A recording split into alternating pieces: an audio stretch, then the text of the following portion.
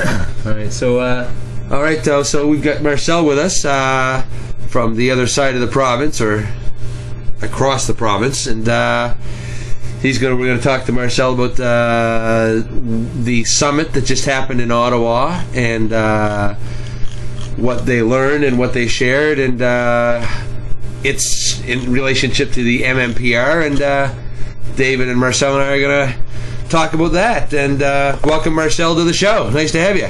Thanks a lot, Chris. All right, so Marcel, just jump right in there. One of the things that we got going on here is just a brief overview of what you did. The Medical Cannabis Patients Line Canada, like Chris was saying, hosted the Canadian Medical Cannabis Patients Summit on June 21st, 2013 in Ottawa, Ontario. And according to your info on your page, you invited lawyers, physicians, Health Canada, MMAR administrators, law enforcement officers, politicians, all in an effort to foster free and open dialogue about the laws that are coming, the MMAR that's existing and the MMPR that's coming into effect. And with the goal really of seeking reasonable and workable suggestions for a solution to our plight. So my first question to you is, did you reach your goal of seeking reasonable and workable suggestions for a solution to our plight? Actually, I think we did. The purpose was kind of multifunctional of what we were doing. Excuse me. My desk just dropped. Careful now. I'm back. Ta-da! Still hear me? Yeah, I got you. All right.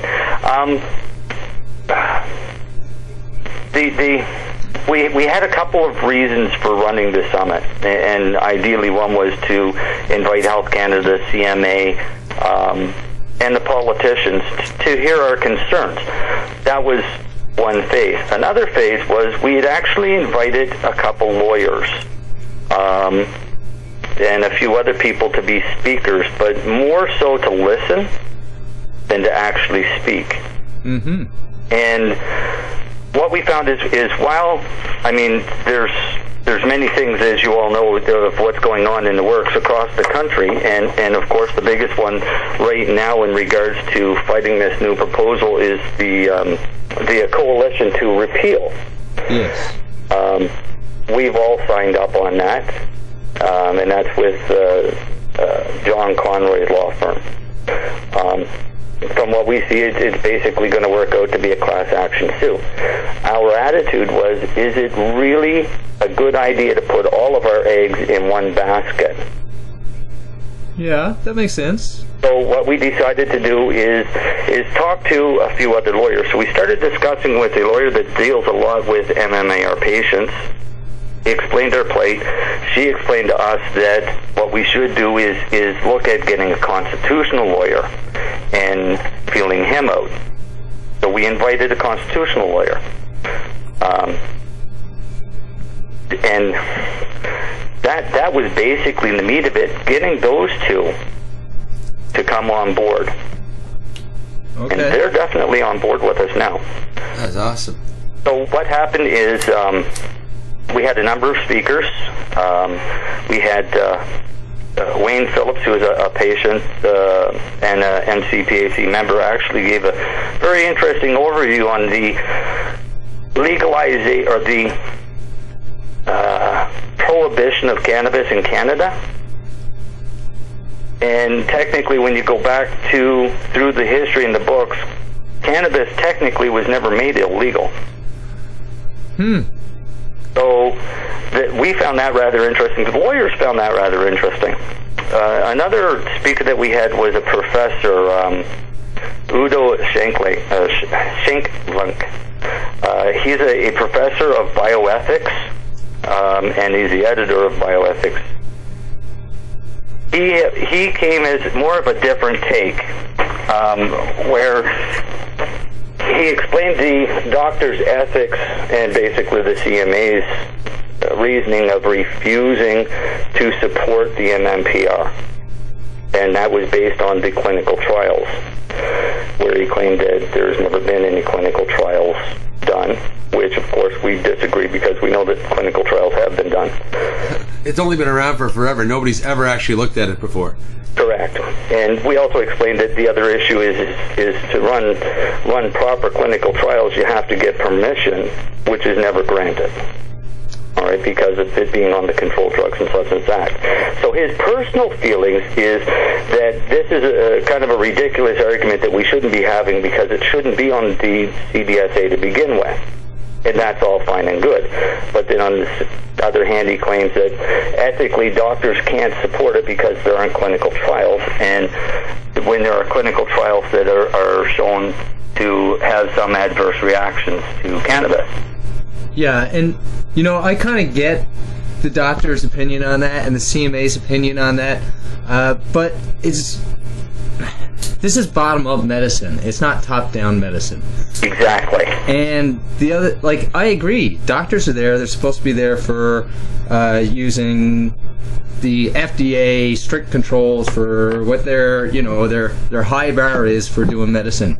But then there's no doctors coming out against polypharmacology, and there's no doctors speaking about medicines that they prescribe which aren't approved for diseases that patients have. So for me, that kind of argument from the doctors it doesn't really make sense to me. I have no choice but to agree. I mean, I was on 27 pills a day, and there's not a medication that's actually prescribed for my condition. Right, see? So, I get the doctor's point that the government shouldn't force doctors to be barriers. They're right about that. But it's also kind of a strange situation where they are made the gatekeepers and they're complaining about it while at the same time they do all these other things. And that's my only beef about that thing. Exactly. That's a no-win scenario with us. I mean, and bottom line, the right answer is it shouldn't be on the CDSA because it's neither toxic nor dangerous. There you go. But with our current administration and the greed that keeps it illegal, we're not going to change that anytime soon. So what we need as patients is a workable program. The MMPR is not going to be workable for many of the patients. For most patients, cannabis is the last resort medicine. Exactly. There's nothing else, and they've tried it all. These people are that sick that they're on disability pensions. Disability pension in Canada is less than $12,000 a year on the average. You can't live off of that and be expected to pay inflated prices for cannabis. So our concern was showing this to the lawyers, the fact that Health Canada's proposal says that we'll be paying $8.80 a gram, when we know that we can grow our own outdoor, organically, naturally, free of pesticides and contaminants for less than 5 cents per gram. Exactly. $8 a gram. When's the last time the government came in on budget on anything ever? Exactly. We honestly expect that price is going to be equivalent to the street price of $10 a gram, because why not? They can get it because that's what they get on the streets. I can see going 12 and 15, but if you want to be an optimist, you go right ahead. I'm just being an optimist and saying, because in all seriousness, if they're going to undercut or if they're going to overprice themselves over the street level price, then who's going to go to one of these legal dispensaries when they can get it off of the street cheaper? I believe that. Right? And it's the same thing, is you're going to be taking away the grow rights for 20-some thousand patients. They still need their medicine. How many do you think are going to stop growing just because the government says they can't? Some. More than you think with the new rules, I think. I think with the new rules and the mandatory minimums and the way they're just get you, I think a few more people are going to be a little more scared about doing it than beforehand, I think. Yeah, but then again, it's a matter of necessity. You're right, and that'll only last for a while before, like you said, necessity kicks in and they just go, screw this, I'm doing it. Yeah, after you do you go for a few months back on the Oxycontins and hydromorphones, you might want to rethink breaking a law or two to save your own life. Exactly. I mean, it's the lesser of two evils, right? Yeah. Exactly. So I mean, Dr. Udo, and he just likes Udo because that's his name, was a really nice guy. He brought up some valid points, but the one ethical question that he could not answer was, how is it ethical for doctors in a new compassion club in Ontario that are now charging to sign licenses based on $100 per gram per day?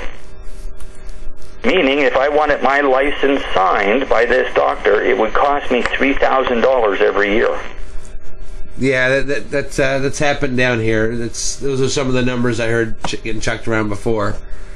It's disgusting. I mean, it is, and it's not right. No, I mean, I have no problem with doctors charging, okay, but no more than an administrative fee, okay? Just like if you were going to go get a physical and you got to fill out paperwork for that, or they charge you for doctor's notes now. Okay, $3,000. I wouldn't give Wayne Gretzky $3,000 for his autograph. Exactly. I don't pay for my signature. My doctor signs my forms for me, and it's a very nice agreement. He does it to save my life. Yeah, and that's awesome that you got that. And wish more could, but like some charge, and like I said, and that's fine. But to get into the over hundreds of dollars is just. Oh, I know. It shouldn't even be $100. It's a signature. But what's going to happen is this is going to open up even more of these. Now, I do need to throw this in there because I don't know how many people realize this, but there is nurses in the new regulations, not provincially yet, but under the federal rules, they're giving nurse practitioners the ability to sign the medical document. Correct, and that's because of outlying areas like the Northwest Territories and Yukon, where they don't have an active doctor on standby all the time. Okay, so that was purposely for that, I guess. That's why they did that, and then, of course, because they do that for up north, and it's going to open it up for everybody else, but then it's up to the provincial regulations of whether or not they're going to allow that to happen. Yeah, so to me, Nova Scotia, with our College of Physicians stance on cannabis being is the sole discretion of the doctor, I can't see them being objectionable to nurse practitioners being able to sign the authorization. Right, and the reason why I bring it up is because you do bring up the point about the doctors and how it's not really going to fix the fees for them.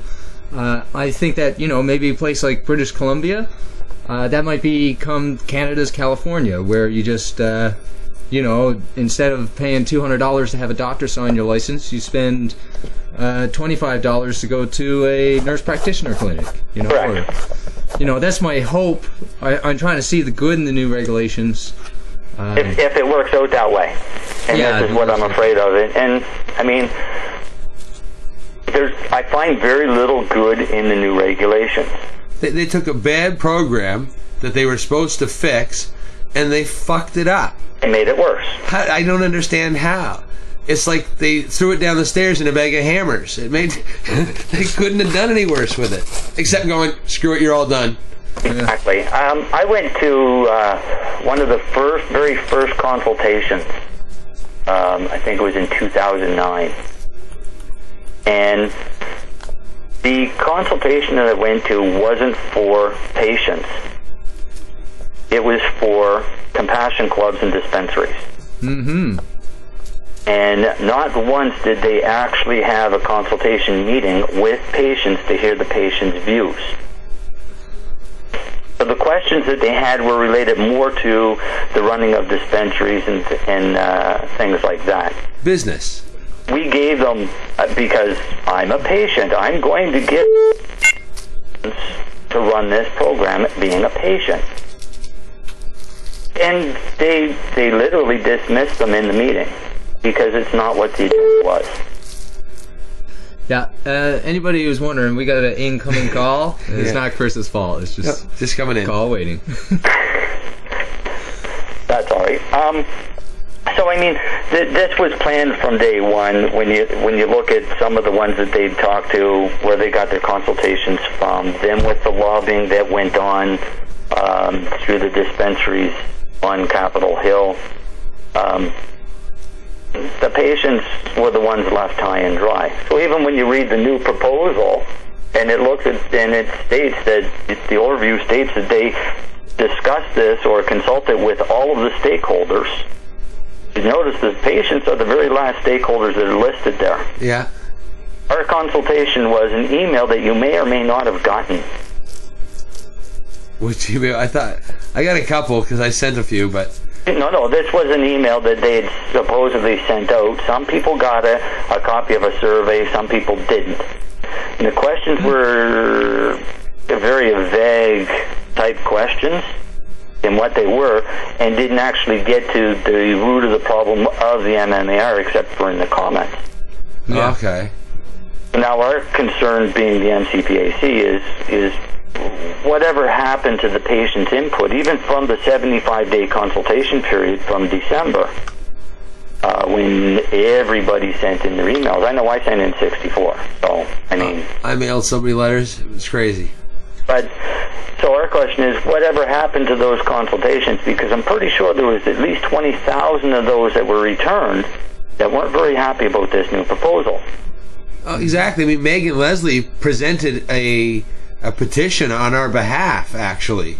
And it was ignored. Yeah, I mean, it was... Yeah. I keep telling everybody the online petitions don't do anything. Well, she went with one, presented it, okay, it was received, and who cares? That's right, because with the majority government, they're going to pull whatever they can to do this now. So during the summit, we'll get back to the summit. Yeah, actually, I was going to ask you, do you think the summit got enough attention? Media, social, political? Well, we sent out, we're computer geeks, so we know how to do things too. So we sent out our invitations by email. And we invited everybody from the health minister's office and anybody she would like to send. We've invited everybody from the controlled substances and tobacco group, and anybody they would like to attend. We've sent them to the CMA, pretty much every politician, the law enforcement, the RCMP. And in all honesty, the majority of them were deleted without even being read. Very few responded that they couldn't make it because they bailed out of Parliament and all went home. Yeah, exactly. Yeah, they all left. Right, so Parliament wasn't supposed to close until the 21st, which is why we had the summit the same day, because the politicians therefore should have still been in town. But I don't know more, and Aboriginal Day were having a protest on the Hill that same day. So we can only assume that they wanted to get out of Dodge before it got too crowded. So they bailed on us, which is totally fine. We know who they are and why they didn't show up. We did get a few condolences or requests for information, things like that. What we had were lawyers, patients, media, and an interesting individual by the name of Irvin Waller. Mm-hmm. And Irvin Waller came. We'd actually invited Mr. Waller to come and speak, and he declined to speak because he wasn't quite aware of what is happening to us in Canada. So Mr. Waller came to learn, and now Mr. Waller is now going to meet with our new constitutional lawyer, whose name is Gordon Scott Campbell. Now, if I'm thinking right, Irvin Waller, he's that guy with the big glasses, long-time cannabis activist. No, he's a human rights activist, and he's written a few books on human rights, because what we've asked is this, do we have a need to... what am I looking for the term? Our concerns is this new proposal human rights violations against those of us that are already poor?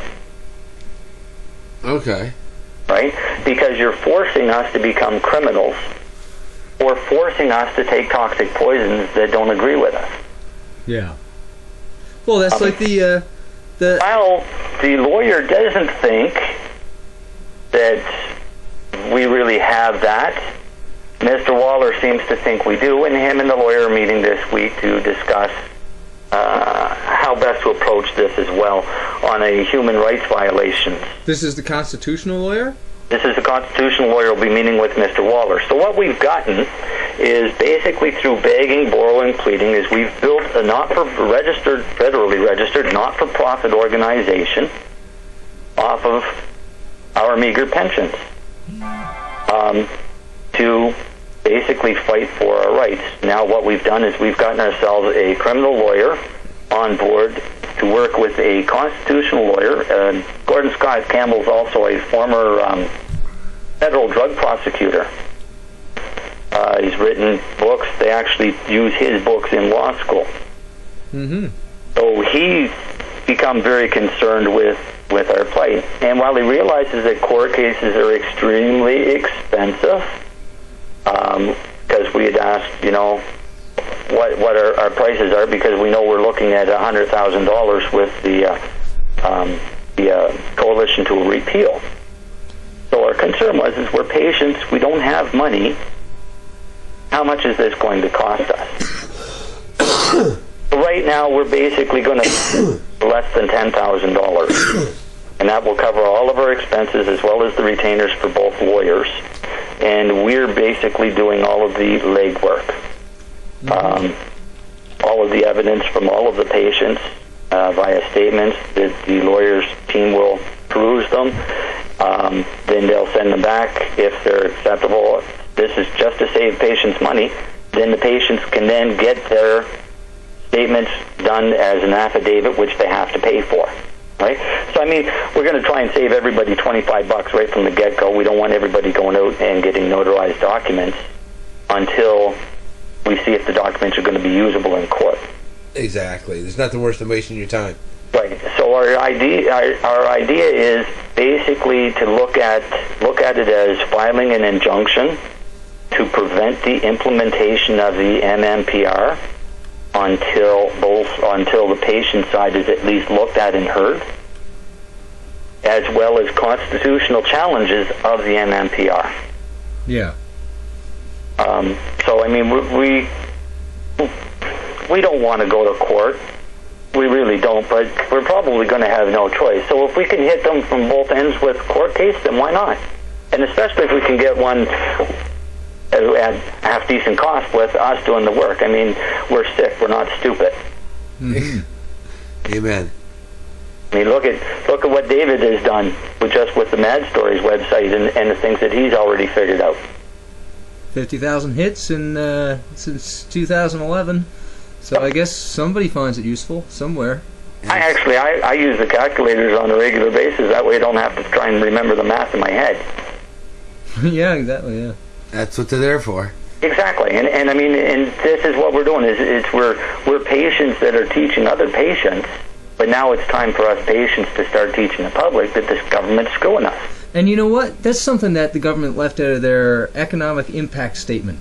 Because all of us patients that are sweating our guts out, doing something to make sure that we have these rights, which really, cannabis is very benign, and the excuses from government are pretty lame and weak, I could be doing something else. I could be more productive. I know it's all volunteer work and everything else, but when I hear the word economy, I think that's everybody's life, like that's what the economy is. Yeah. Everybody's life is supposed to be getting better, right? I agree. I could be doing something else, because I don't want to be doing this medical marijuana activism. I'm tired. Yeah. Really, I'm so sick and tired. I'd just like to crawl into bed and sleep for a couple of years, but I can't do that either.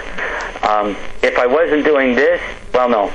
See, I'm on two sides, because I have multiple sclerosis, and I've gone through the CCSVI procedure, which basically opens up blocked jugular veins, but it's not allowed in Canada either. Right. So when I really started, I don't like being called an activist. I'm more of an advocate, because I'd rather teach than go out and protest. But you're eventually driven to do whatever.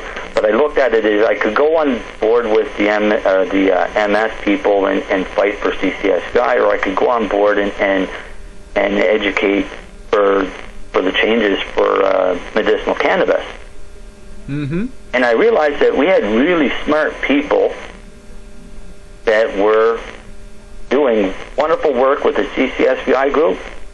So I went to the medicinal cannabis route.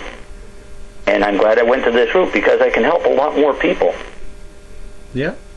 not just the people that are suffering with what I have, anything else.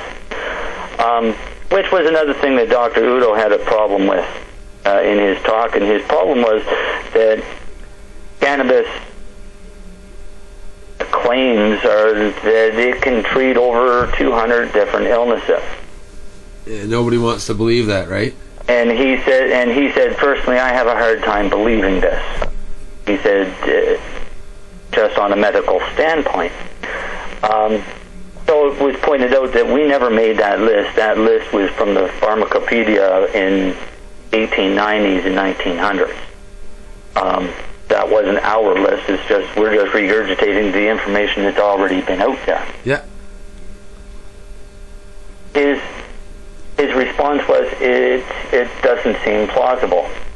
But we didn't get a chance to discuss it further because he kind of snuck out. Because my response for him, because I wanted to have a separate discussion, and that was in regards to the endocannabinoid system in breast milk. Yeah. And have him explain to me again how it might not treat all of those illnesses when the endocannabinoid system is part of our being. I said it a few years ago. I've started seeing other people saying it, and I'm glad to see it. I, again, will say it again. I honestly believe that all illnesses and diseases are a result of a cannabinoid deficiency. That's a pretty broad statement. I don't know if I agree with you, but maybe it is. In my case, because, I mean, there's genetic deformations, and I think that might be in my case with vascular deformities. That's not, to me, a disease. I was born this way more than anything. Because I'm pretty sure that my veins didn't deform on their own. Mm-hmm. Right? So it's, I mean, there's a lot of theories for it, but if you look at what diseases are, we haven't had a real cure for disease since Dr. Saul gave away the polio vaccine. Nah.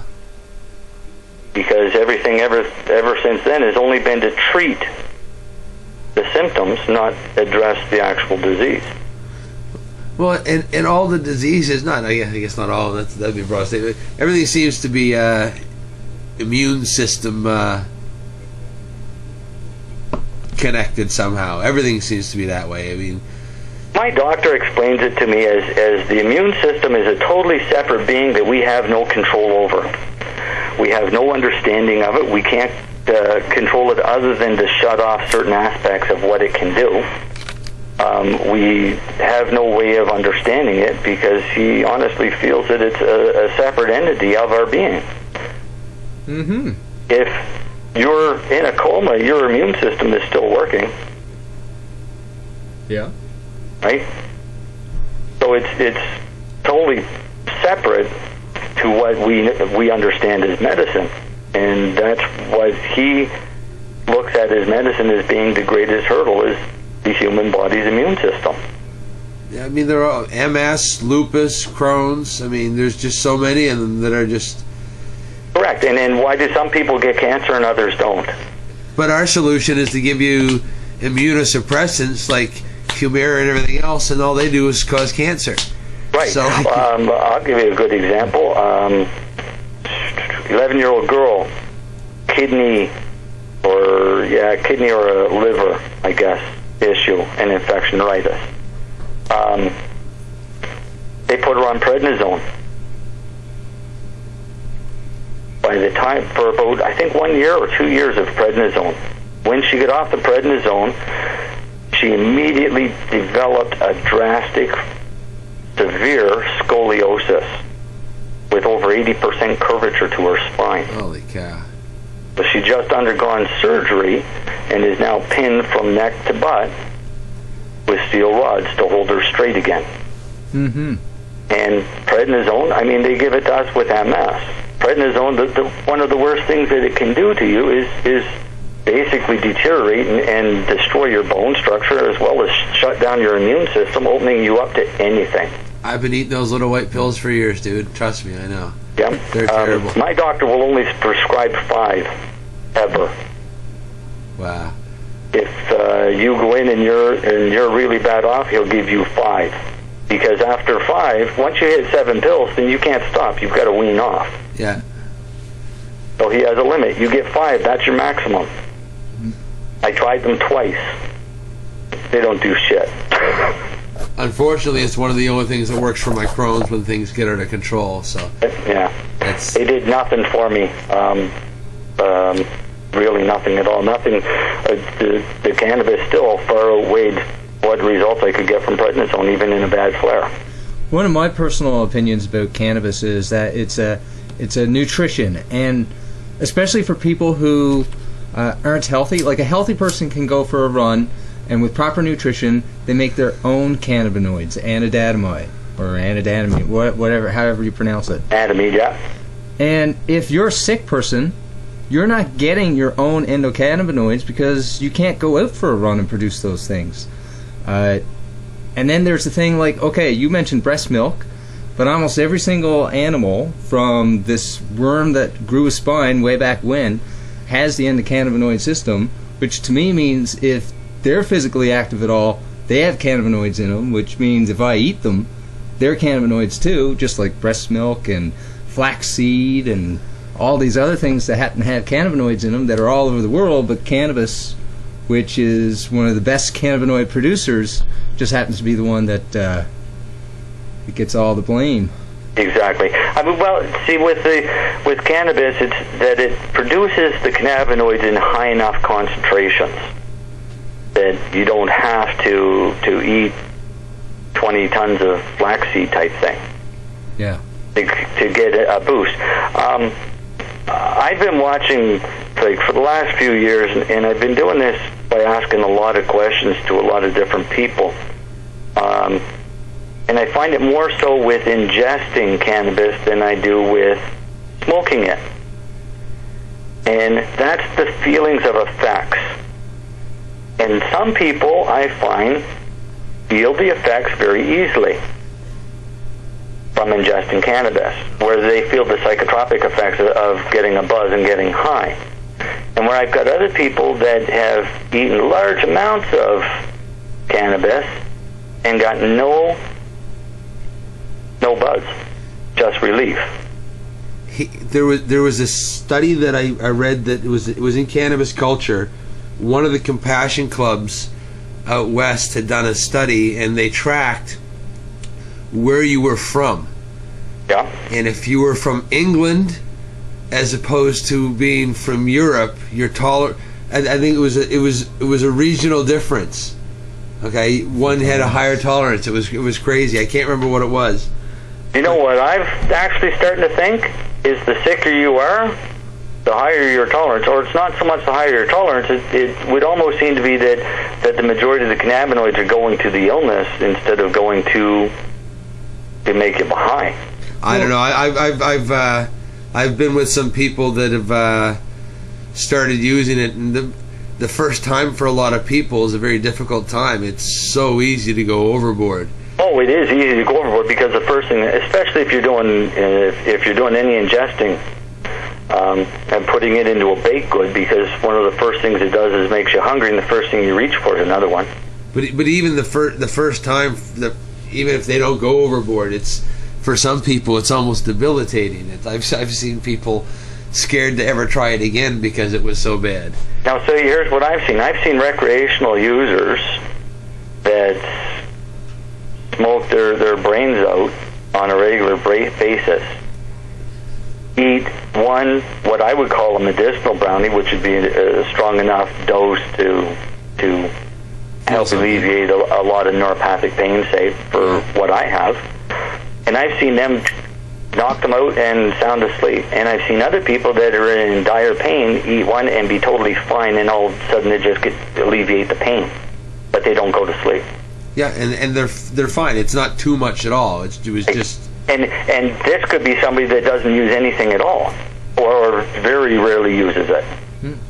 I think we're all kind of in agreement that it's definitely bioeffective. Oh, definitely. It should be a food source. Agreed. I eat it.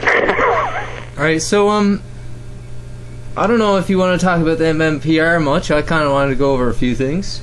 So I don't mind. I mean, I'm not happy with the MMPR, but there's.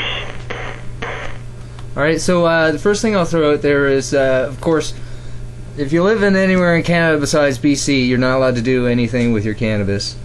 Correct. The licensed producers, they're not supposed to do anything to it unless it happens to be pesticide, in which case they can have residue pesticide there. That's not a problem. Yeah. Why do you think the government thinks that you're allowed to put pesticide in it in minimal amounts, but nothing else? Because the government doesn't want us to have it to begin with. All right, so bottom line, I mean, ever since the MMAR has come into existence for the last 12 years, it's been an uphill battle for us patients. They designed a program with flaws. Then the patients found ways to work around it by going through the courts. Instead of fixing all of the flaws, they band-aid a couple and made more.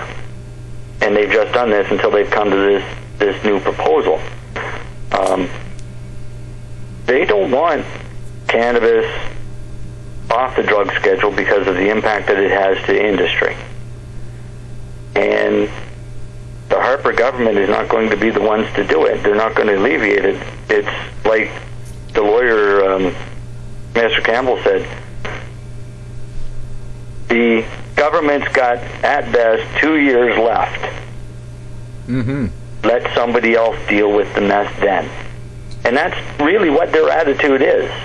They know they're not going to be elected back in, not after what's happened now, and will continue. Yeah. So they figure, everybody in Ottawa figures that it's just a waiting game now. Let's wait until Harper's out instead of getting them out now, which should be done. They feel that we'll just wait and clean up his mess in 2 years. But if whoever comes in doesn't get a majority, it's still not going to get cleaned up. It's still going to be a gong show. Exactly. So what we're saying is, let's fix the MMAR instead of turning it into a for-profit business for a select few rich people. Let's turn it into a workable solution for patients. And we can do things easily. We can stress this. The Health Canada, of course, is they're basically going to turn this over to provincial health care to pay for it, which they do with everything, and that way they can wash their hands of it once and for all. So provincial health care is going to be expected to look at picking up in social welfare to pick up the tab for our medicine. Well, the current or the proposed rate, my medicine is $100,000 a year. My doctor and I sat down and figured out that I save the Nova Scotia taxpayers $150,000 a year because I use cannabis. Mm-hmm. Nice. Economically, wouldn't it make a grow my own friggin' medicine here? Oh, of course. So their whole argument of economics is a pile of crap. The MMPR also states that the biggest issue is mold and fire. Yeah. I grow outdoors. Mold is my own fault. And if it catches on fire, we got a bigger problem. Because it means the whole town is on fire.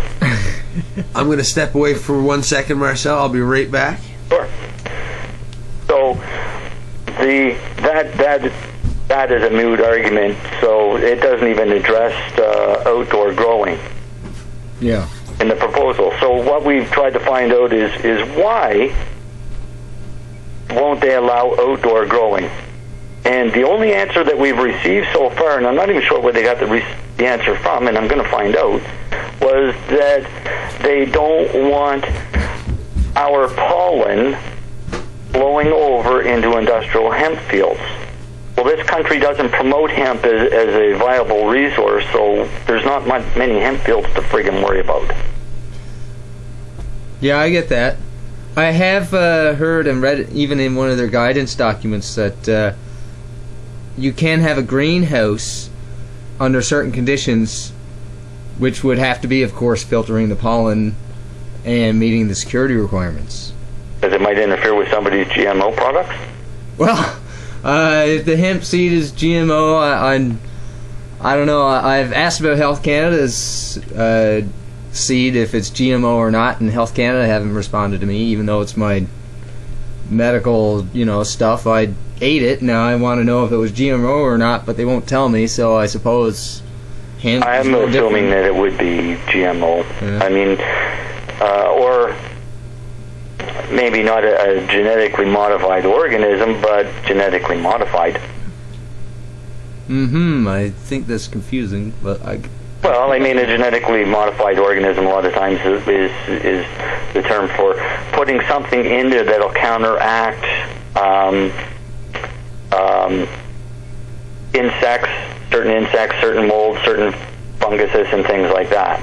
Genetically modified would also be turning all of your seeds into females. Okay, or strain selection, or... Correct. Yeah, there you go. Yeah. So GMO is I think you're really getting more towards the organisms in it that they're putting in, mixing with the seeds. Yeah, other DNA. Yeah. Correct. That's what I meant. Yes. Yeah, when they're adding fish Right. to your. You can genetically modify cannabis seeds with silver thiosulfate and turn them all into female seeds. Well, yeah, because they were adding fish to strawberries so they don't freeze as early. Correct. Yeah, I mean it's that's genetically modified. That's genetically modified organisms then. Yeah, I got you. You're changing the DNA structure, but so I mean it's all something that you shouldn't do, and I don't feminize seeds. God did that. That's all right. Yeah, I mean, I can tell the difference between a male and a female, and if I want to grow seeds, then I want to grow a male. So I won't purchase feminized seeds ever. I just don't believe in them. Because, again, they're genetically modified. You're altering it. Yep. Unless you're good enough to do it naturally, and there's not that many people that do it naturally. Homeless people. Now, they're specifically mentioned in the MMPR, so I guess that might have been a problem before. Did you know of any issues with homeless people not being able to access cannabis under the MMAR? The biggest issue that homeless people would have accessing cannabis under the MMAR is not having a physical address. Yeah, which is what they try to tackle in the MMPR. Correct. But then by having a doctor write a piece of paper that they can... Well, actually, no, because the new changes of the proposal doesn't allow pharmacists, because the pharmacists wanted out of the program. Yeah, they were scared. So the homeless people will then have no choice but to rely on mail service as well as everybody else. So the homeless people, because of the pharmacists opting out, just got kicked out of the equation again, so now it's a moot point. Okay, so I'm a little confused. I have a letter from the Nova Scotia College of Pharmacists that says they want to dispense marijuana. Yes. And the MMPR, which does give pharmacists, it appears, the authority to dispense cannabis, especially defined in a hospital. So there's pharmacists in hospital. I'm positive of that. On the hospital property, yes. What it was is, I think it was the Canadian Pharmaceutical Association or whatever, is the ones that kicked up this big stink. Okay. And that basically what their argument was, they didn't want to take the risk of being held up because they're now keeping cannabis on their shelves. Yet they keep hydromorphone and Oxycontin on their shelves. Yeah, I heard the same thing, actually. But in defense there, I mean, a lot of the pharmacies around here even, I mean, they've got signs right on the doors that minimal narcotics kept on hand and stuff. Yeah. They don't store them like they used to because people are friggin' stupid nowadays. They are. Because our media is our biggest culprits, because our media is controlled by our governments and the organizations that control the governments, if you want to go that far. They don't tell the truth of what happens in other places. They don't share what's going on in Portugal. Portugal decriminalized all drugs. You get caught shooting up heroin, they don't arrest you. They'll take you and give you counseling and try and help you get off of it. But they don't put you in jail. Nobody goes to jail in Portugal for drugs. Well, because it shouldn't be a criminal matter. It should be a health issue. It's a medical problem. It's not... Exactly. Cannabis, nobody's ever died from cannabis. Nobody gets really addicted to cannabis. They get addicted to the relief, and that would be about it. But there's no real physical addiction that you go through months of withdrawal like you do off of Oxycontin or morphine. But like you said now, with the mail order only, okay, I mean... People are out again. Yeah, well, and then it's not even coming from the government; it's coming from somebody else. Okay, and what happens if you don't get it in the mail, or if, I don't know what's Canada Post going to do with pot in the mail from now on? The same as they always have. Okay, so they might confiscate it anyway, right? Yeah, they. I mean, we were told by Health Canada that we should use Canada Post as our shipper, so they're going to stick with that. But, I mean, what's happened to a lot of us over the years with Canada Post is based on individuals in Canada Post, not policy of Canada Post. Yeah, exactly, but it still happens. I mean, you still run the risk of just not getting your meds. Well, yeah, when you run out and a pound gets stolen by a Canada Post employee, you know you have problems. Well, you're only allowed to get 150 at a time. You're never going to get a pound, are you? Oh, well, under the new proposal? Yeah. Yes. I'm not going to get any because there's no way I can afford it. Well, I know, but even if you could, I mean, you can only get it 150 at a time, right? Then they better send it to me every 3 days. I know, but there you go. You're only allowed to have that much on you at one time. Yeah, well, no, my license and my doctor says different. So, and this is the issue. I mean, it took me 5 years to get to a workable dose that could keep me alive and actually repair a lot of the neurological damage. Whether the doctors want to admit that or not, it actually happened. Yeah, and I don't think it'd even matter if it actually happened. It's that you believe it actually happened. Correct. And that's... It's not just... In my case, I can feel the difference, but others can see the difference. Yeah. And when others can see the difference, especially when my doctor can see the difference, then I know that I'm on the right track here and that this is not a bunch of crock. But that's why when you look at the question and answer section of the MMPR proposal there, when they were asked, what should I do if I can't afford my meds? Yeah. They said, you should go talk to your doctor and adjust your dosage or seek other medication. That was their solution. Yeah. My solution is there are no meds approved for my condition. I know. It's just. So the only alternative I had was cannabis. And now they want to take it away. Now they want it away. They don't want to take it away. They want you to they want you to sell or provide your marijuana plants or seeds to a licensed producer. Give is part of provide, so I get that, but I'm just, throwing that out there. Yeah, I know what you mean. How do I, it's, okay, they are making it available, but they're not making a reasonable access. Exactly. Right. That's what the issue boils down to. And, excuse me, the original trial of R versus Parker was exactly that, reasonable access here. Yes. And that was why they created the MMAR. Now, we've had reasonable access for 12 years, and they're taking it away and making it unattainable for many of us. Yeah. It's not like the provincial health care is going to pick up the tab, that's for sure. And really, everything that they're basing their reasoning on boils down to, really, it's a lie. I mean, there's so much that's not true. It's all rhetoric.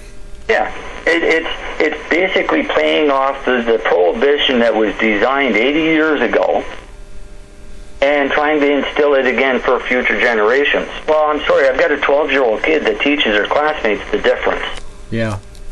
And I know many other patients whose kids are doing the same thing. And they're going into DARE, and they're telling them in DARE that this is a crock and that the cops are liars. Because these kids are learning the truth at home. Yeah.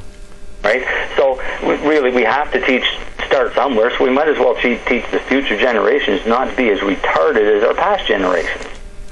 That would be nice. Now, of course... Yeah, I think teachers are supposed to teach critical thinking anyway. They're not supposed to teach positions. Except the problem is our schools are going more of a structured curriculum where they're teaching this and nothing else. Yeah. So, I mean, even in school, when I went to school, I didn't come out knowing how to balance a checkbook or how to apply for credit or anything like that. I heard a 14-year-old kid saying the same thing the other day, that they're going to be screwed when they grow up because they're not teaching them how to live life. Exactly. And that's our problem. So it's up to us to teach our kids. Well, if you've got double working families now, that they never have time to spend with their kids, let alone teach them anything. Yeah. Everybody's got their busy lives, and it's all go, go, go, and it's all after the almighty dollar. So instead of us teaching our kids the way we're supposed to be, we're just perpetuating the stupidity, I think. Yeah, absolutely.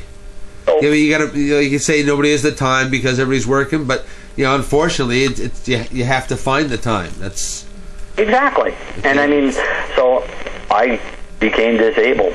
I found the time, and I'm creating a monster. And really, she will be the ultimate monster when she's done, because she'll know everything there is to know about cannabis, human rights, the law. I mean, I'll teach her it all, because it's the only way our future generations are ever going to be able to keep learning. We can't expect our government to do the right thing here. No, they can't teach us. They can't teach us everything in school. I mean, you're absolutely right. I mean, things like balancing your checkbook, those are skills that your parents taught you, and you watched your family, do its thing, and that's how you learned. But now families are separated, and nobody knows what the right thing to do is. Nobody sits down at 5 o'clock and has supper and talks about what happened during the day. Exactly. And the other thing is when you get to the education part, it's not just the young people that we have our issues with. No. We also have people that have been taught for the last 80 years by their parents, their grandparents, their teachers, their government, their police, everybody that they were taught to trust, they now have to look at and admit lied to them. Yeah. There's a lot of people, really, in this country that don't want to admit that their government lied to them. And sadly, it happened. And it happens all the time. Well, see, but people get in that little bubble that they don't want to believe it could be true that their parents would have lied to them about something so important. So it's not their parents' fault because they were lied to.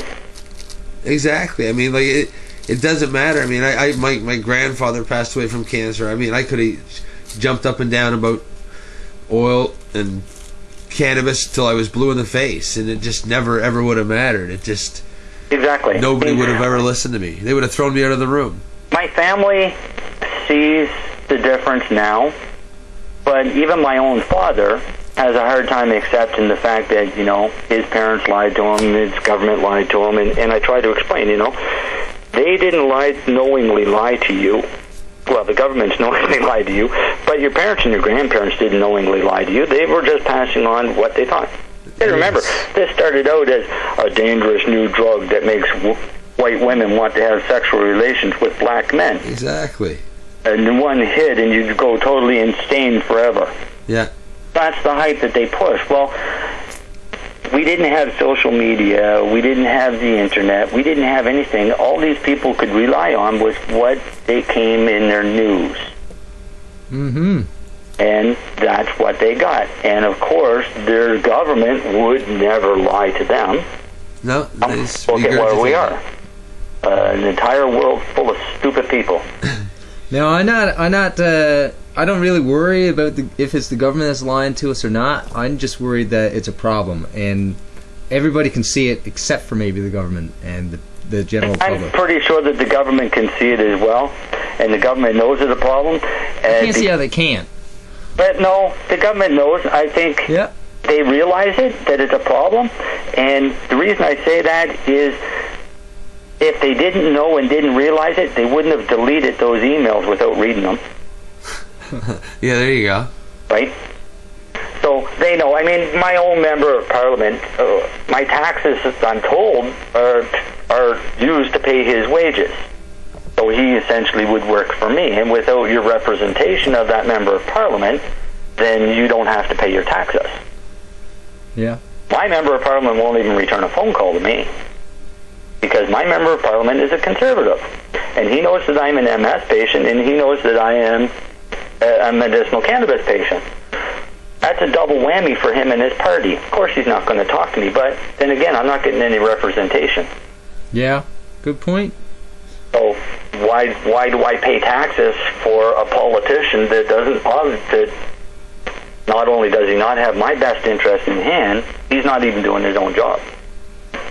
Well, because representing the majority, I mean, I guess, because they go for I'm sorry, but Nova Scotia, the majority is now going to be sick people. Yeah. And they better fix it quick. We've always been the sick people, though. It's the result of being the wet, cold, the chimney of North America, right? Yeah. My grade 8 teacher taught me that it was the armpit of North America. Yeah. Jet streams go from the south to the north and from the west to the east, and they sit here until they can go to the ocean. We get the highest concentration of cancer in the country. Yep. And neurological illnesses. I got a question for you, Marcel. Yes, sir. What do you think about the government's statement that they have to meet the... like, I've been reading the MMPR, and what comes up a couple times is meeting the obligations of the international treaty for the Narcotic Control Board. Yeah. For the UN. Yeah. Now, they say that, and I kind of laugh to myself because I think about Kyoto, and I think, marijuana, they don't want to break the treaty because it's so dangerous. Global warming, not so much. Right? Exactly. And how come they didn't call out all-out war on Portugal? Yeah. I mean, Portugal's still there. They didn't nuke it or anything. The UN didn't go after them. No, they never. They just never publicized anything because they knew that they couldn't control it. All right, so I'll ask you one last thing. Sure. Well, we can shoot the shit for as long as we want, but Section 102 of the MMPR, information concerning healthcare practitioners. I'm going to paraphrase it. Basically, your doctor or your nurse, whoever signs for you, their information goes to the licensed producer, and it's the licensed producer's responsibilities to send your doctor's information to the provincial licensing authority. How does that strike you? That strikes me that somebody's trying to wash their hands of everything and not having to take any responsibility. Mm-hmm. Really. I mean... they don't even want the paperwork on hand. For me? They don't even want the paperwork on hand. Just pass it all off. I don't like that. Somebody showed me, and I don't know if you guys have seen this, and I don't know if it's true or not. Basically, it looks like a prescription form, and it's supposedly a new MMPR prescription form. Yeah. The biggest chunk of that prescription form is the doctor's information. Yeah, they need all the information so the licensed producer can send it to the licensing authority. Next to nothing on the actual patient itself. Because they don't need it, because there's no diagnosis anymore. Yeah, don't need anything, yeah. They just want to know... But what they've done is they've essentially taken their call center employees and turned that job over to the producers, who are now going to be gathering everybody's personal information. Oh yeah, I can see privacy concerns. This is a nightmare. It is a nightmare. It is. Everything is a nightmare about this. There's nothing good about this whole program. So do you figure we're going to end up getting the big injunction that we're hoping to get to tie this all up to hopefully stop it from coming about in March, or is it coming at the end of March regardless of anything? There's nothing. That's that. I don't like to be an optimist, and I don't like to be a pessimist. I'd rather be a realist. Yeah. And say that our odds right now at this point are probably 50-50. Okay. Right? Because, I mean, just listening to Mr. Campbell and Mr. Wallen and actually Marie, the other lawyer as well,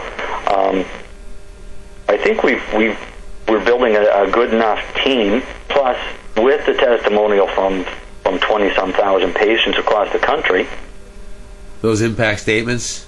Exactly. We could probably have enough to sway an injunction to at least stop it or waylay it. We had a meeting with Justin Trudeau a while back. Awesome. Laurie McEachran did as a director of the MCPAC. And she said, look, she asked him point blank, what is there anything that we can do? He said, no. He said, it'll go through because they've got a majority government. They'll just push it through regardless what the other parties think. He says, and then after it's through, then you just have to go to court and fight it. I mean, that's the wrong attitude. Yeah, I mean, I've heard that statement already, so I wasn't sure if... Yeah. But now because you guys have grilled me for a while, I'm going to ask you guys a question. Lay it on me. What's that? I want to know how you guys feel about this statement, and then I'll explain who said it and what it was in regards to. Okay, hold on one sec. David just stepped away for a sec. Just give him 1 sec to return. What? I'm back. Yeah, he's coming back. Here he is. All right. All right, you there, David? I am. Okay. Patients should not be getting involved in whether a drug should be approved or not. Drug approval process should be made by scientists. It's a recipe for disaster to start meddling in the system where science is required to make informed decisions on any drug that's approved in Canada. How would you make that? How does that statement feel? It makes me feel like bottom-up medicine doesn't exist. And, I'm thinking of a couple things here, actually. There's the in vitro testing that apparently the licensed producers are going to be allowed to do, which is the cannabis test. It had nothing to do with cannabis.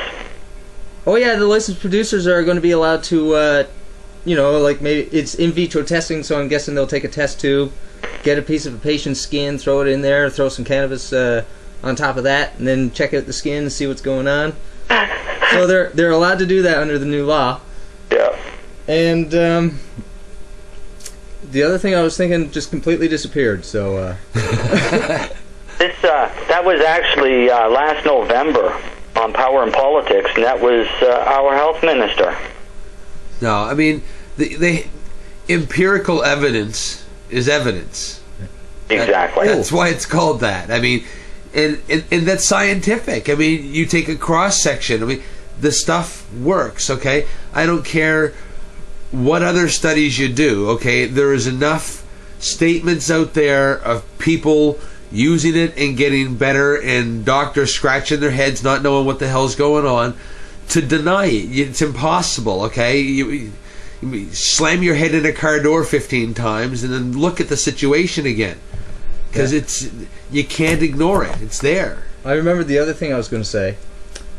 Under the narcotic control regulations, it always existed. The option always existed for them to study marijuana, even in the plant form. I know that there's a lot of issues out there, but Sativix wouldn't be here if they couldn't use cannabis-related products, and that's my point on that. Yeah, exactly. I'm sitting here holding a bottle of Sativix in my hand. It's an empty. Yeah. And it's got a DIN number on it. But if you make tincture, it's against the law. Correct. But I'm holding a bottle of tincture with a DIN number. Yeah, exactly. I mean, it's all it is. Yeah. It tastes like crap. Were you looking for anything specific from me? Pardon me? Were you looking for anything specific off me when you asked me that question? I'm pretty all over the place. On which one? On that statement from the health minister? Yeah. Yeah, no, I just wanted your feelings on her stating that politicians should not be involved in medicine. I can see that. Yeah. Yet this is exactly what they're doing to us with the MMPRs. The politicians have involved themselves so much that they've basically made it unattainable. Yeah. So. But they're not involving the scientists in it either. Not at all. They don't want us involved. They don't want the scientists involved. They're still not allowing this to be removed from the drug schedule, which means they're still not going to allow any research or anything like that. Yeah, none of it solves anything. Yeah, no, and a nice gentleman showed up at the summit to make a donation to me, or to us. But he really ended up making it to me because I brought it all home. He gave me the entire volume set of Senator Nolan's Special Senate Committee on Drugs. Oh, awesome. As well as 20 years worth of research that went into it. That's incredible. This guy used to work for the government, so he's given me all of this stuff that I'm now going through, and then I'll understand where the government comes up with these stupid ideas. But if you ever get a chance to read that Senate report, or even just read the summary of the Senate report, everything, if the government of Canada had taken the steps as laid out in that summary report, this would be a non-issue, and we would have a completely different country. Yeah. Oh, absolutely. And they ignored the entire report, but because the entire report is fact, and it showed that everything about prohibition was a lie. Yeah. I thought of something else now, too, because I've been thinking about it now since you asked me.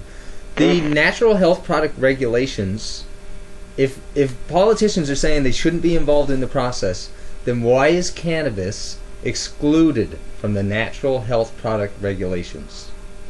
There's a good question. Here's a better question for you. Why is cannabis on the drug schedule as a Schedule 2 narcotic when Schedule 2 is reserved for only those with medicinal use? That's the States. That has nothing to do with here in Canada. I believe it does. Well, maybe high up in the political scheme? Yes. But under the CDSA, there's no exclusion for cannabis. No, because they just they grouped everything. There was exclusions originally. Actually, it started out as Health Minister, a Liberal, Boland, stating there's a new drug on the schedule. Yeah. 7 years later, somebody penciled in the word cannabis. Well, cannabis is a whole schedule on its own. I think there is a general confusion about the states and how cannabis is regulated, and there's not allowed to be any research in the states. But here in Canada, you can research it here in Canada, but you have to apply. I mean, Mark Ware, or Dr. Mark Ware, from McGill University in the Canadian Consortium of Investigating Cannabinoids, applied and was granted permission to research it. Right. He ran a study, I think his study was 10 or 12 years long, on smoked cannabis for neuropathic pain. Yes. The results were astounding. And what did it prove? Cannabis, even smoked, is great for neuropathic pain, and not only that, it proved more is better.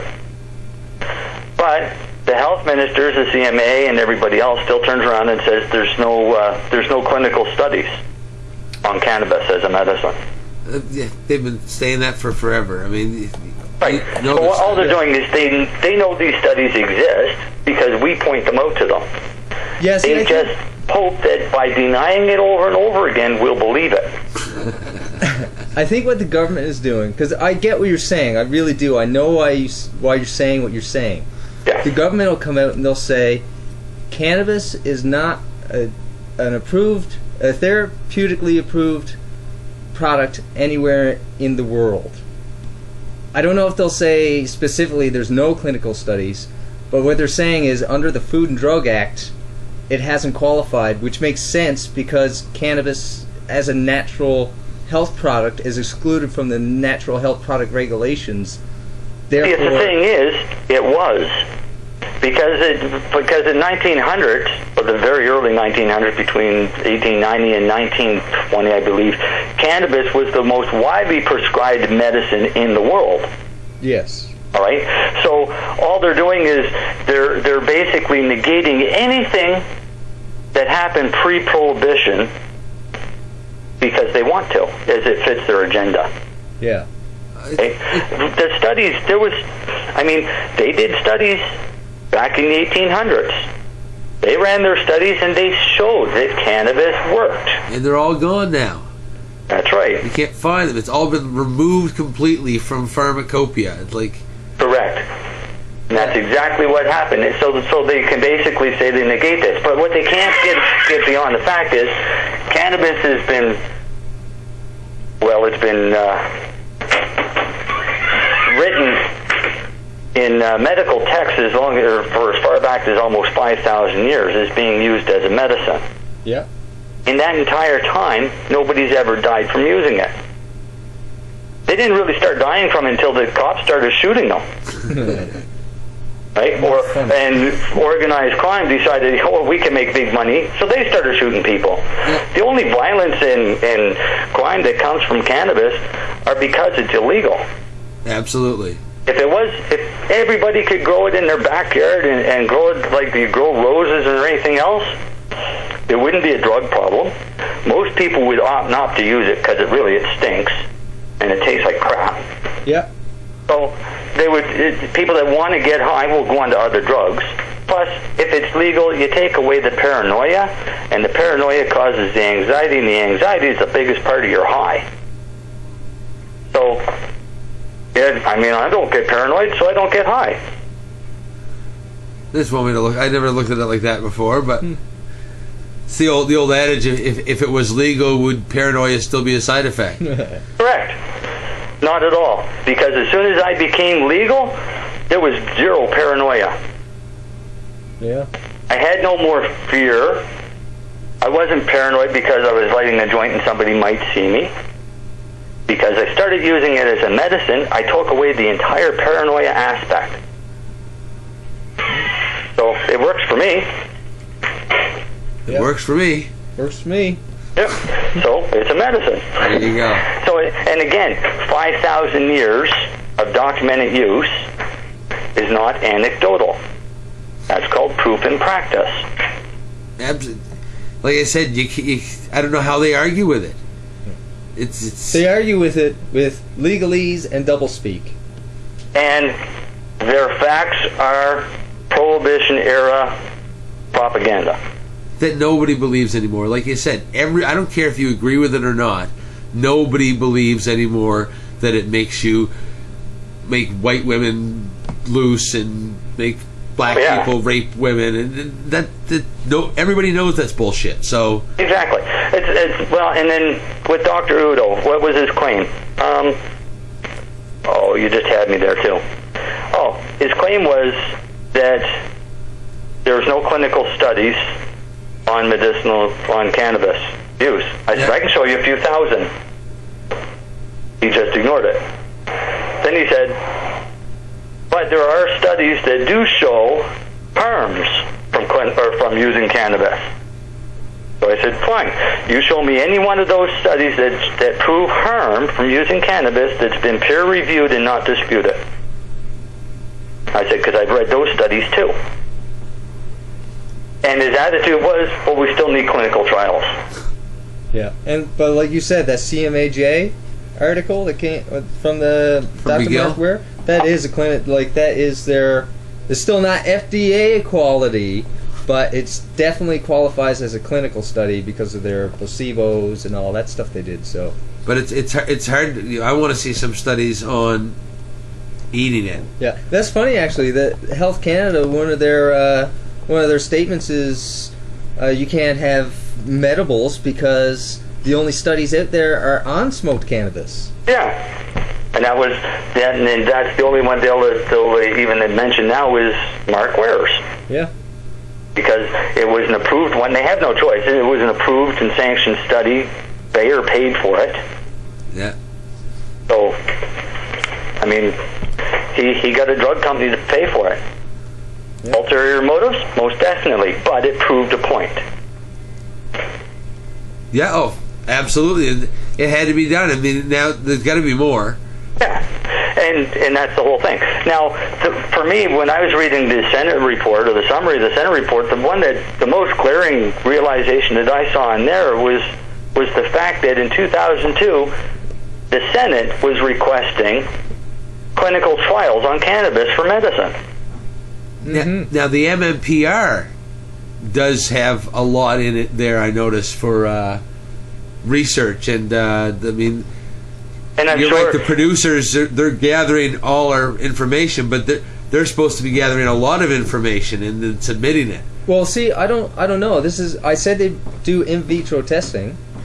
Now, at the same time, under the MMPR or the MMAR, either or works, it's exempt from the Food and Drug Act.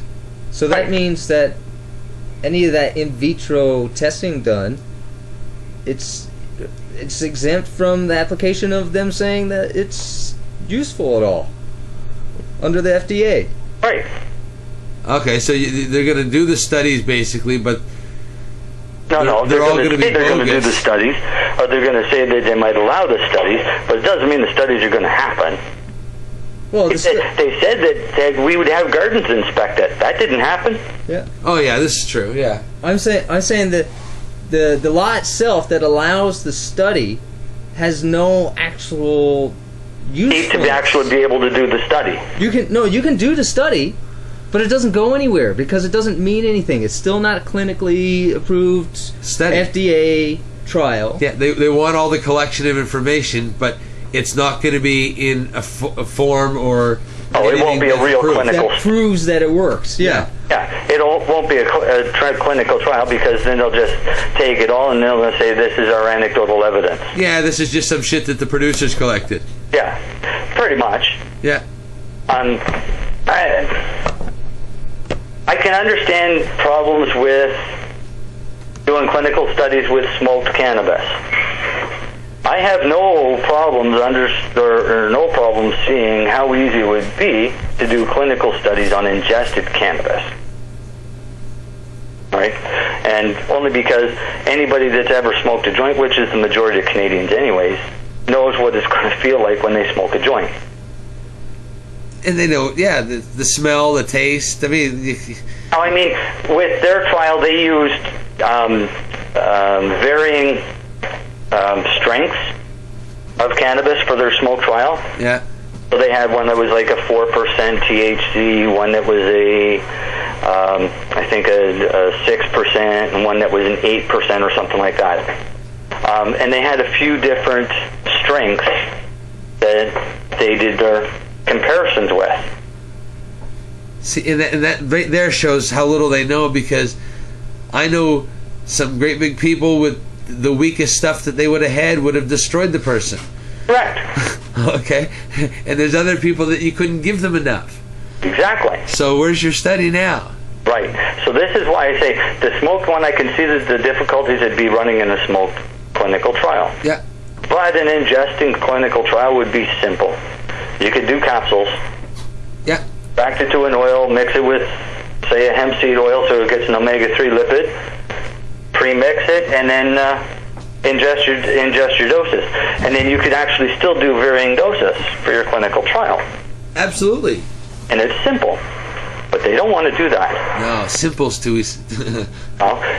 Simple might actually work, and that would make them out to be liars, and they don't want that to happen.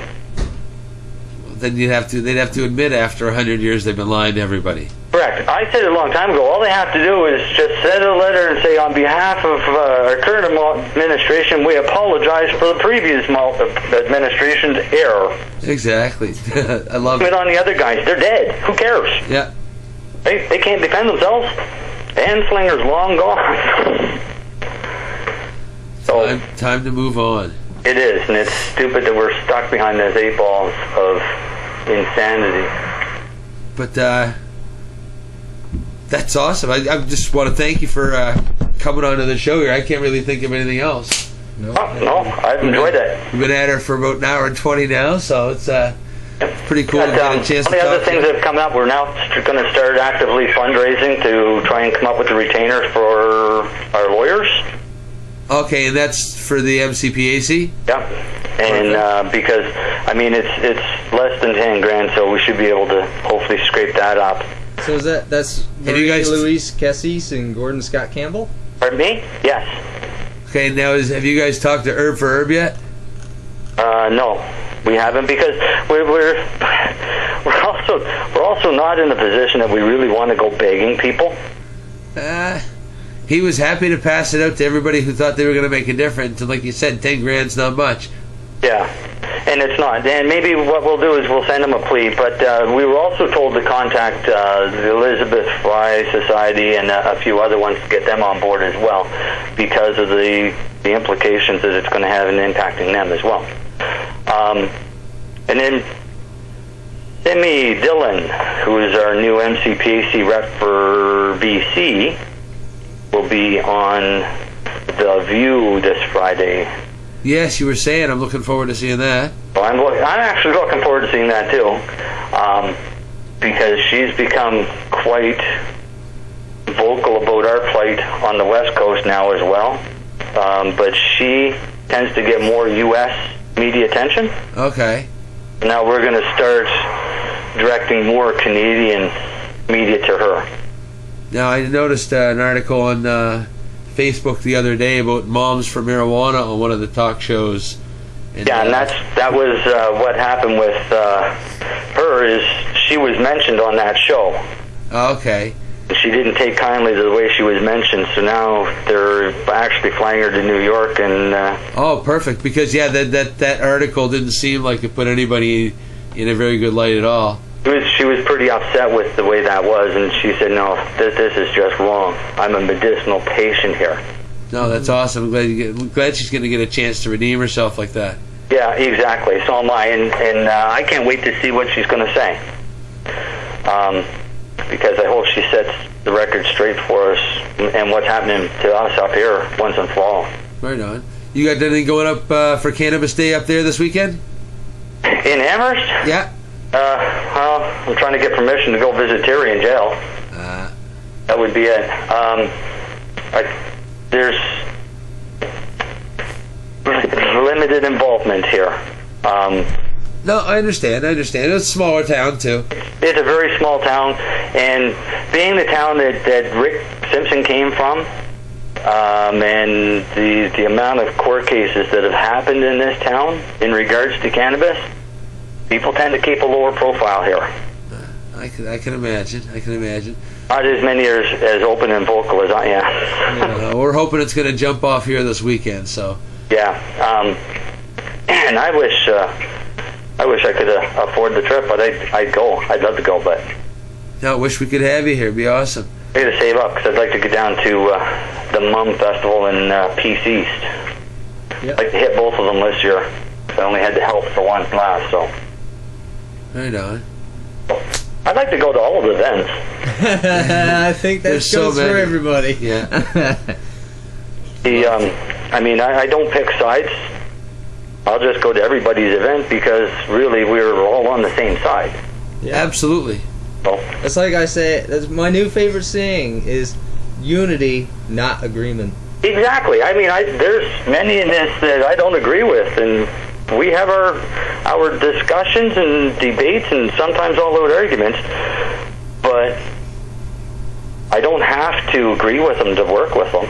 Right. That's why I say, can't we all just get a bong? Yeah, exactly. Yeah, that's what we need. Everybody should just eat a brownie and sit back and relax. Exactly. Take a deep breath and think about how stupid you're being. I love it. We give that to all the straight people out there. They need it more than us. That's what we should do. They've been putting fluoride in the water, poisonous for years. We should start putting cannabis in the water and start making more intelligent species. Start blowing smoke in people's faces. Yeah, that too.